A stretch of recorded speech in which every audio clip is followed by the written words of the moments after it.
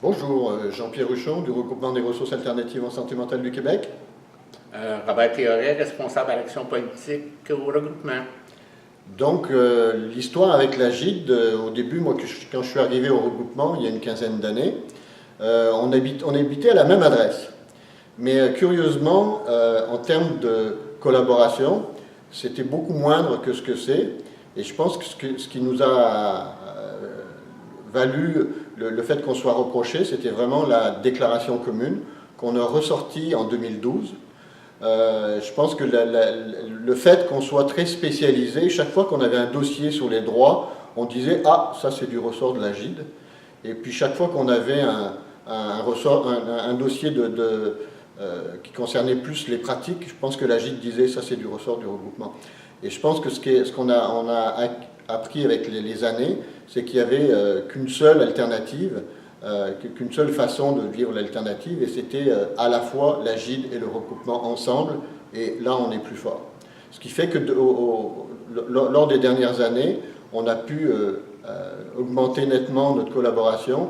À la fois, nous on est présents aux événements de la GID, et puis la GID nous fait plaisir à être présent aussi à nos événements. Effectivement, depuis que je suis au regroupement, je dirais on a travaillé ensemble deux gros dossiers. La première, c'était la déclaration commune et le colloque sur la déclaration commune, où moi j'ai été plus personnellement impliqué. C'est beaucoup de discussions, mais beaucoup d'éléments aussi de renforcement mutuel dans notre compréhension des enjeux, dans notre discours.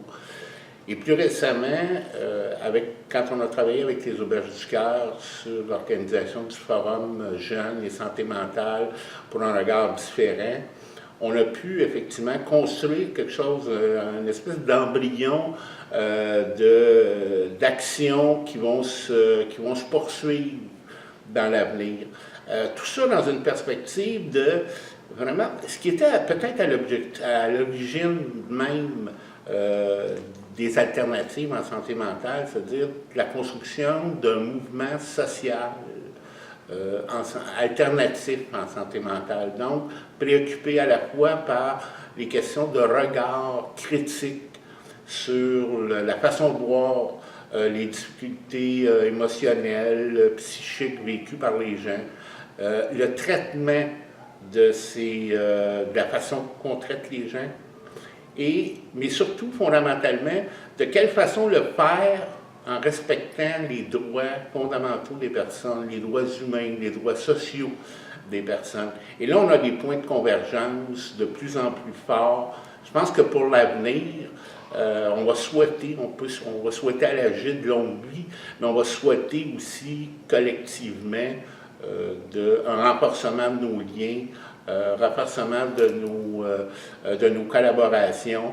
Je pense que ça, c'est porteur d'avenir pour toutes les personnes qui ont un problème de santé mentale et qui ne veulent pas nécessairement se faire maltraiter, se faire médicamenter de force, qui ne veulent pas vivre des formes d'isolement, de contention qui étaient courantes il y a 35-40 ans au Québec, mais qu'on veut voir disparaître de plus en plus.